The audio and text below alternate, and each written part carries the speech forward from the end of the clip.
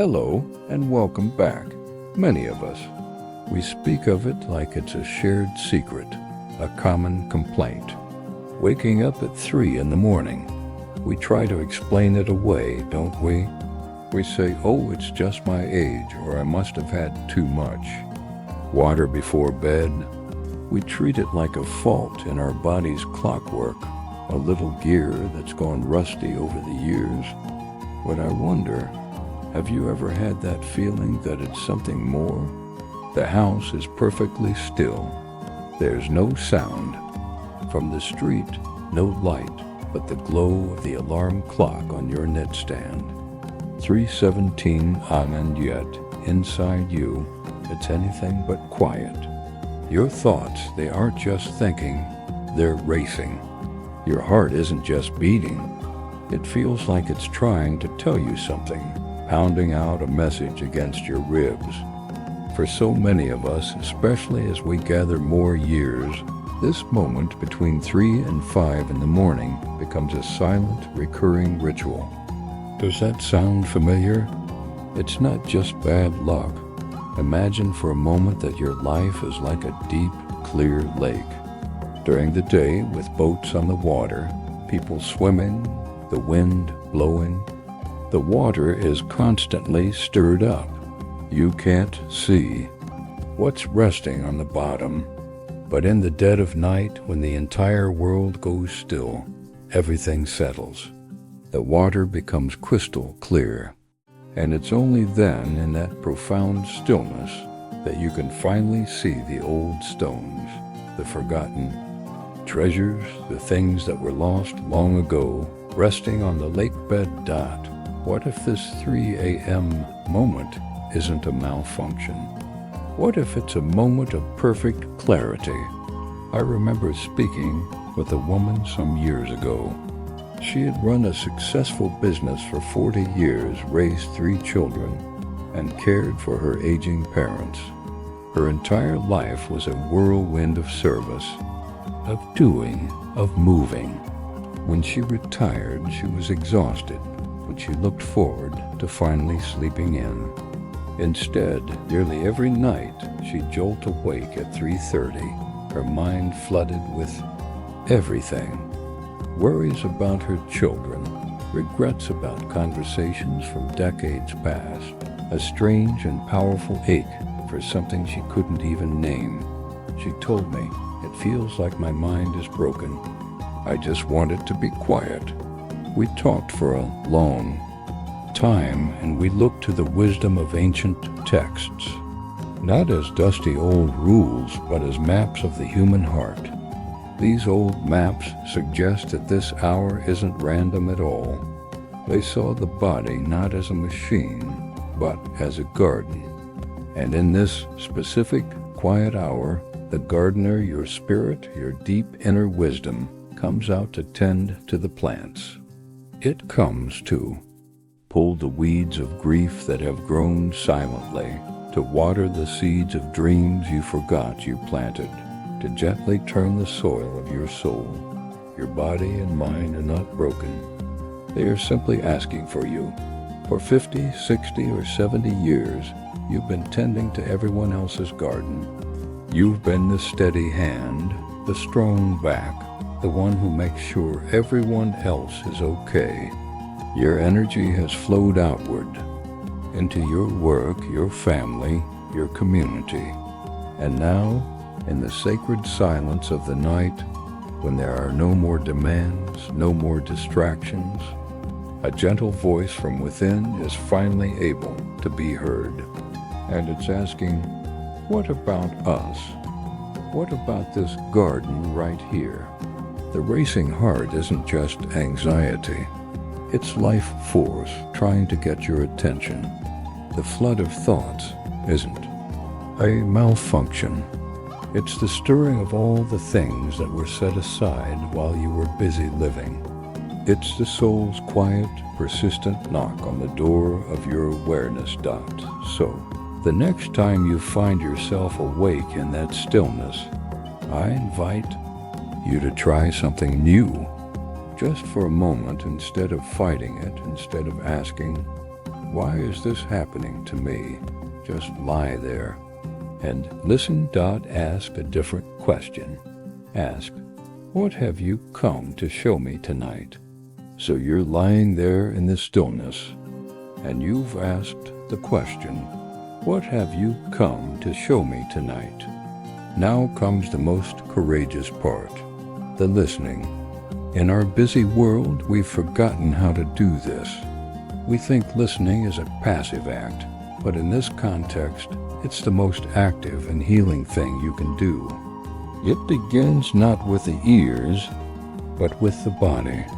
The very first step before you do anything else is to simply notice your breath.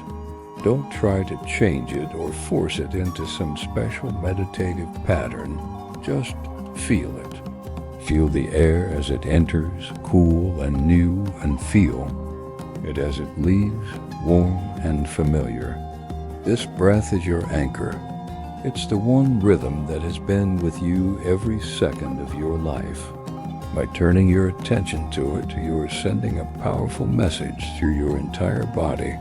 I am here. I am present. It is safe. Imagine your racing thoughts are like a flurry of frightened birds trapped in a room. If you run around trying to catch them, they only become more frantic. But if you sit down quietly in the center of the room and simply breathe, eventually, one by one, the birds will settle.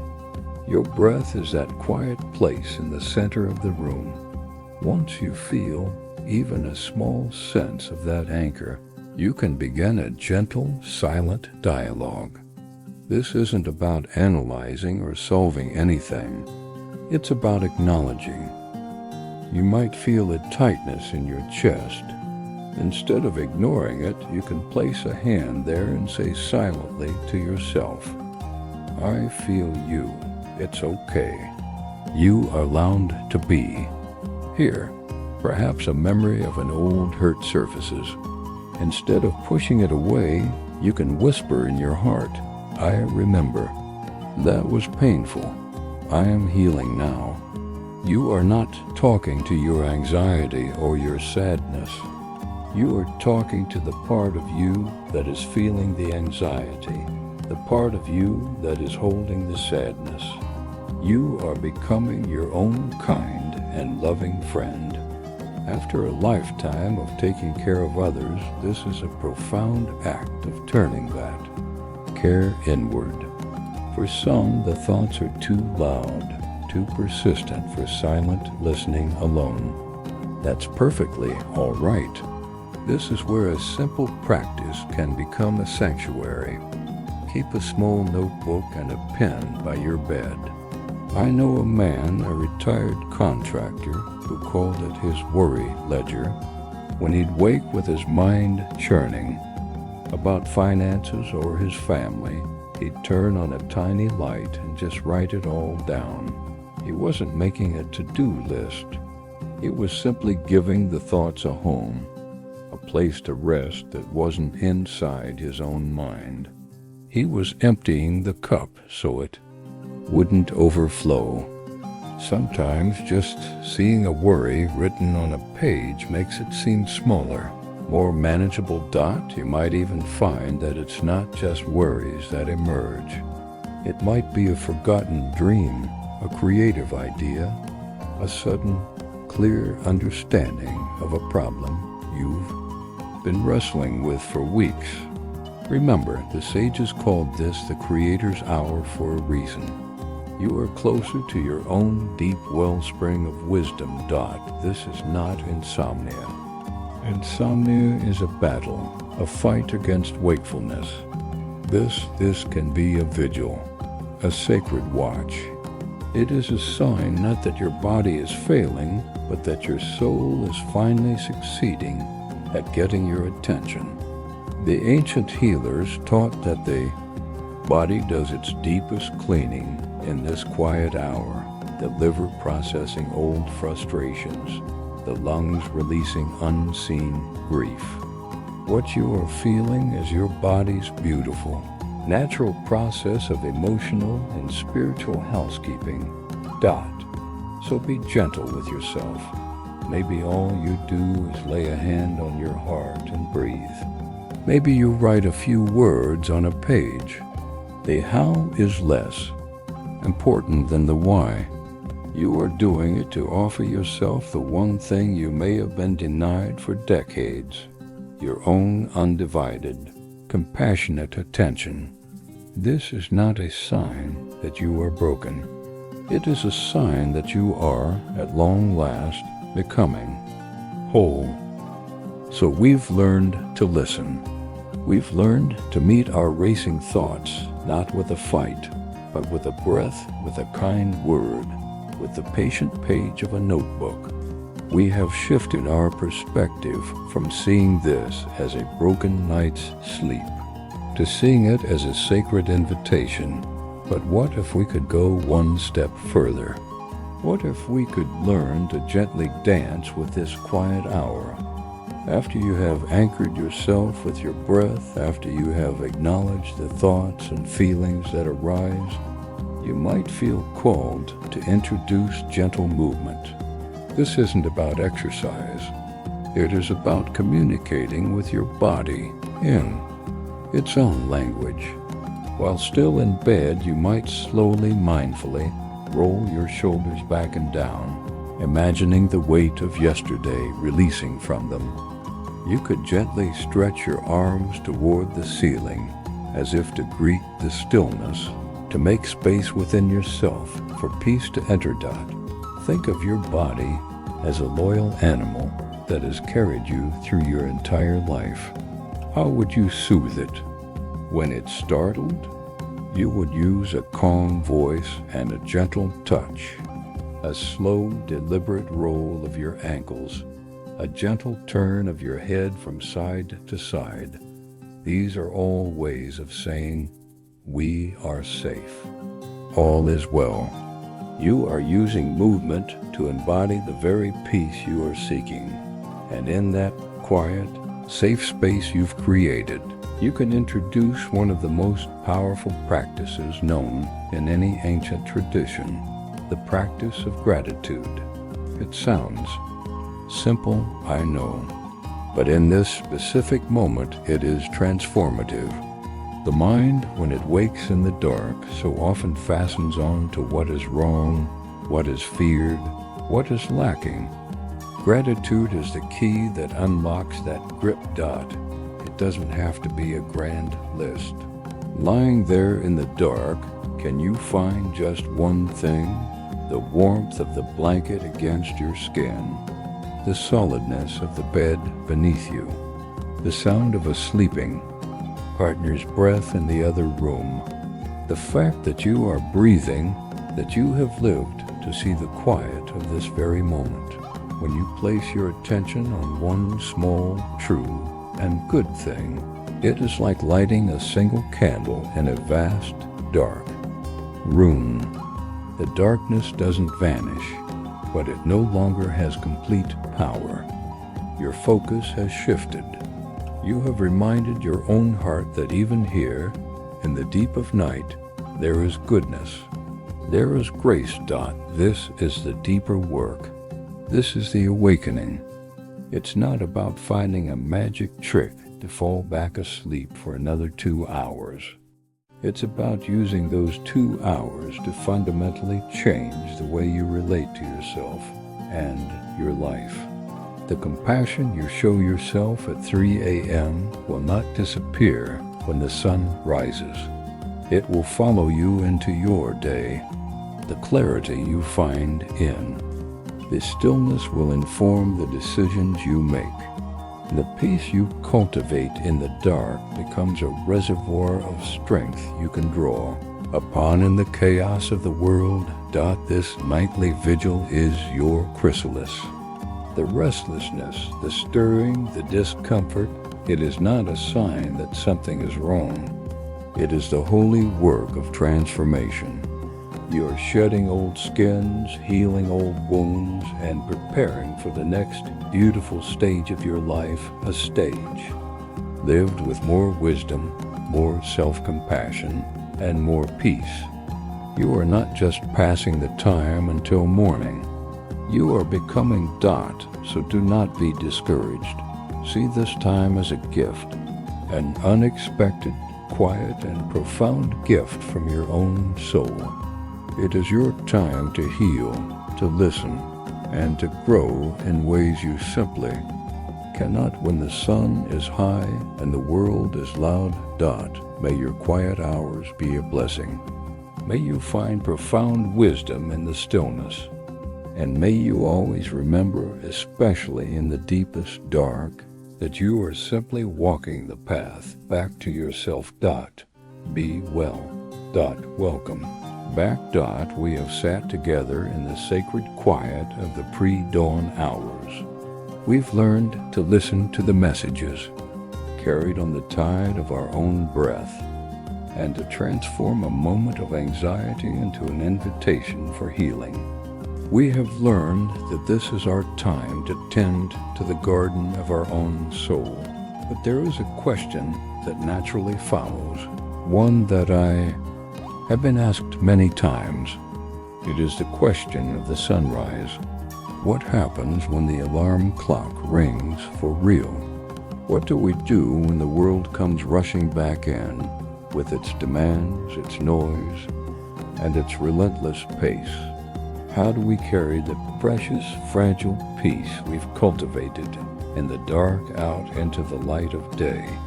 This, my friend, is where the practice truly comes alive. Think of it this way. In your 3 a.m. vigil, you have spent time drawing clear, cool water from a deep, hidden well within you. You have filled a beautiful cup with this water of peace, clarity, and self-compassion. The purpose was not just to admire it in the dark. The purpose is to learn how to carry it with you, so you may drink from it all day long. The transition begins in the first moments of morning. Before your feet even touch the floor, before you check your phone or let the day's to-do list flood your mind, I invite you to pause. Take 3 conscious breaths. With the first, remember the stillness you felt just hours before. With the second, recall the kindness you offered yourself. With the third, form a simple intention for the day, born from the wisdom of your vigil. It could be as simple as, today I will be gentle with myself, or today I will move with peace. You are building a bridge from your inner world to the outer world. Dot, of course, some days it will feel like you've spilled the entire cup before you've even finished your morning coffee. The first frustrating email, the unexpected bill, the difficult conversation, suddenly the peace feels 1,000,000 miles away. Please hear this. That is not a failure. This is not a test of perfection. It is simply a reminder that you are human. The goal is not to carry the cup without ever stumbling. The goal is to become so familiar with the path back to the well that you can find it again. This is how we do it. We create micro-vigils throughout our day. When you are feeling overwhelmed, standing in a long line at the store, or stuck in traffic, that is your cue. Instead of tensing up, can you pause for just 10 seconds? Close your eyes if you can, and in your mind, travel back to that quiet 3 a.m. room. Take one breath that feels the same as the breaths you took in the dark. Recall the feeling of your hand on your heart. You are, in that moment, taking a sip from your well. You are reminding your nervous system that peace is your natural state, and it is always accessible to you. The compassion you practice on yourself in the lonely hours will inevitably begin to shine outwards. You will find that the patience you learn to give your own racing thoughts makes you more patient with the ramblings of a loved one. The gentleness you learn to give your own aching heart makes you more gentle with the struggles of a neighbor. The peace you cultivate is not just for you. Like the light from a candle, it illuminates everything around it without diminishing itself. So you see, this journey did not begin as a way to fix your sleep. It has become a way to reimagine your life. The night and the day are not separate. They are two wings of the same bird. The healing you do in the quiet hours gives you the strength and wisdom to fly through your days with more grace, more purpose, and more love. Your 3 a.m. awakening has become your greatest teacher. Do not fear the stillness anymore. Welcome it, learn from it, and then carry its gifts with you. Always. Be well. Hello again. It is a joy to sit with you once more. We have walked a path together from the first startling wake-up call in the deep of night to carrying a fragile peace into the light of day. We have learned to listen, to breathe, to comfort ourselves, and to find gratitude in the stillness. But today, we arrive at the very heart of the matter.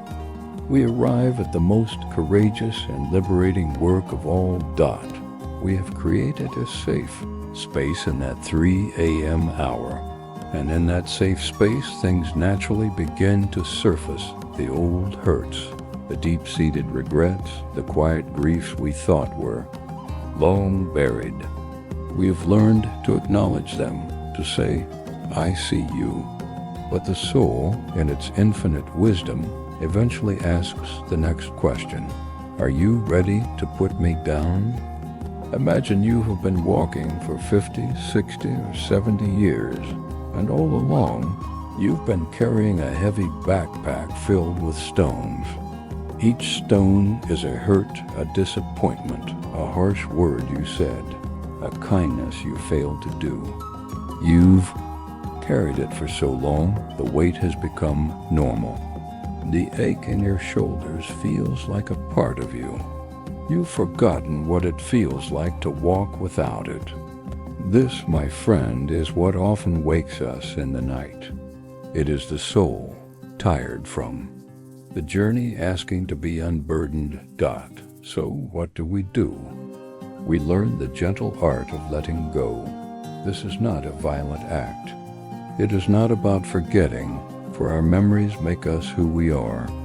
It is not about pretending the hurts never happened. It is about consciously deciding to release the asterisk emotional weight asterisk that is tied to them. It is choosing to set down the stones one by one. I will share with you a practice, a visualization that monks and mystics have used for centuries. When you are lying there and a familiar pain or a regretful memory arises, do not fight it. Let it come. Look at it with a compassionate curiosity. And then in your mind's eye, I want you to imagine you are sitting on the bank of a slow, peaceful stream. Now, take that feeling, that memory, and gently place it upon a single, perfect leaf. See the leaf clearly, and then, with an intention of release, watch as you place that leaf upon the surface of the water. Your only task is to watch. You do not need to push it. You do not need to force it downstream. You simply watch as the gentle, steady current of the stream accepts the leaf and begins to carry it away.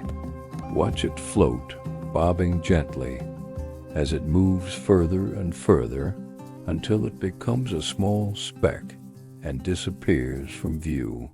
And as it disappears, take a long, slow breath out. You have just let go.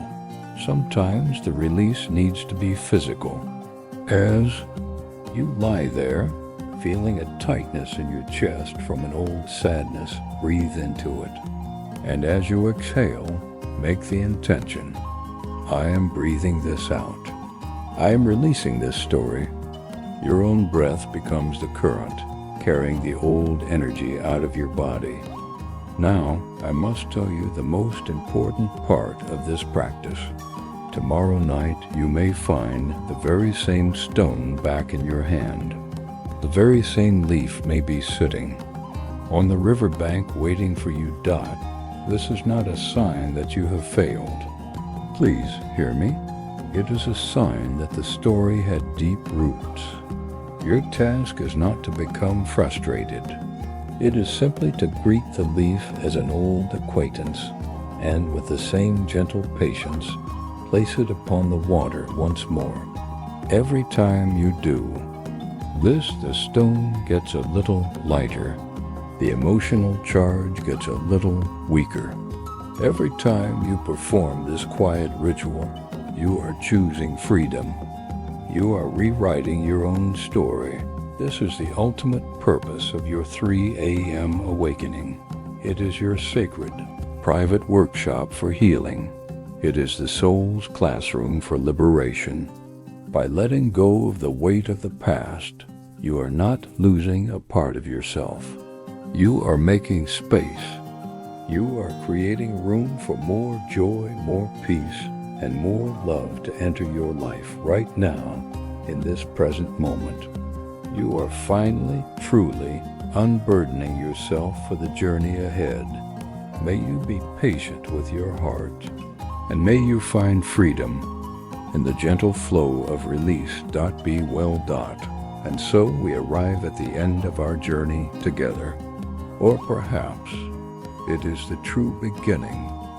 We have walked through the dark, learned to listen to the whispers of our soul, and practiced the sacred art of letting go.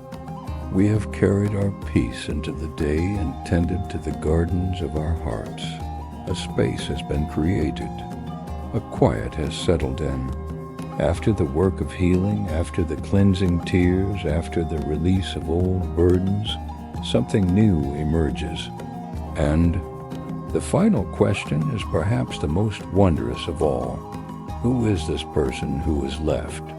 Who is this self that remains when the stories, the hurts, and the anxieties have quieted? For years, I have invited you to notice your thoughts and feelings.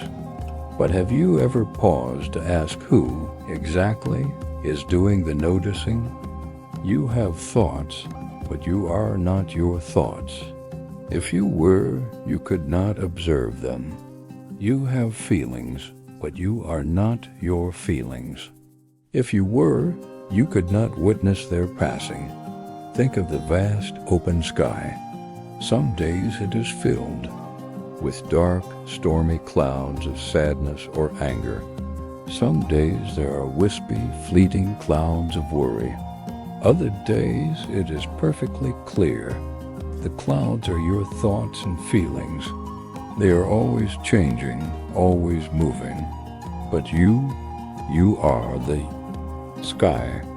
You are the silent, unchanging, ever-present awareness in which all of this weather takes place. The clouds are not you. They are just passing through.